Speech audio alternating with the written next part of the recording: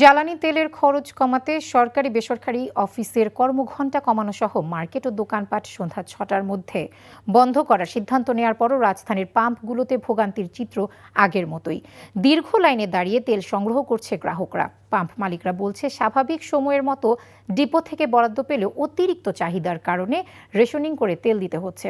অসাধু ব্যক্তি পর্যায়ে তেল সংরক্ষণের প্রবণতার কারণে সংকট হচ্ছে বলেও মত তাদের। তামজিদ সুমনের রিপোর্ট। জ্বালানি সংকট মোকাবেলায় এরই মধ্যে বেশ কিছু পদক্ষেপ নিয়েছে সরকার। সরকারি ও বেসরকারি অফিসের কর্মঘণ্টা কমানো, জরুরি সেবাদান প্রতিষ্ঠান ব্যতীত সব মার্কেট ও দোকানপাট সন্ধ্যা ৬টার মধ্যে বন্ধ করার সিদ্ধান্ত নেওয়া হয়েছে। তবে এসব সিদ্ধান্তের প্রভাব এখনও পেট্রোল পাম্পে পড়েনি। দীর্ঘ লাইন মারিয়ে তেল সংগ্রহ করছেন গ্রাহকরা। পেট্রোল দিচ্ছে কিন্তু পাম্প খুবই অল্প। আমি এখান দিয়ে যাত্রাবাড়ি ঘুরে এসেছি, ওইদিকে সবগুলোতেই বলছে অকটেন নেই। শুনলাম যে অন্য পাম্পের তেল নাই আর কি, এখানে দিচ্ছে।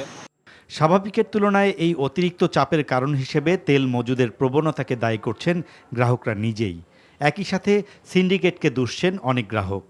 এক থেকে সরকার বলছে তেল আছে, পাম্প মালিক বলছে তেল নাই, কিন্তু এর মাঝে যারা আছে এরা হচ্ছে সবচেয়ে বেশি শক্তিশালী। অনেকে বাইকাররা তেল থাকা অবস্থা তেল নিয়ে তারা মজুত করে। 2 মাস আগে যে সেল হয়েছে তার চেয়ে এখন পাম্পে বেশি সেল। জ্বালানি মজুদে এখনও সংকট নেই সরকারের এই বক্তব্যে গ্রাহকরা মিশ্র প্রতিক্রিয়া জানালেও পাম্প মালিকরা বলছেন, আগের মতো বরাদ্দকৃত তেল পাচ্ছেন তারা। গ্রাহকদের অস্বাভাবিক চাহিদা সেই তেল দিয়ে রেশনিং করছেন তারা। আপনি দৈনন্দিন চাহিদা যা আছে, গাড়ি, মোটরসাইকেল, যেটুকু হোক বা 6 মাসের বাংলাদেশে তেল শর্ট পড়বে না। এমনকি ইম্পোর্ট করতে যদি না পারে তাও 3-4 মাসে শর্ট পড়বে না। এক্সক্লুসিভ রুলস আছে যে একটা ট্যাঙ্কের নিচে যে অংশ, ওই অংশে কিছুটা তোমার রেখে দিতে হবে যাতে যাতে এটা বাইরে না যায়, এবং ওইখানে ওই সেকশন পাইপ কাটা থাকে, ওইটা দিয়ে আপনি ওই পর্যন্ত যখন তেল চলে যাবে ওই তেলটা বের হবে না, কোনো অবস্থাতে বের হবে না।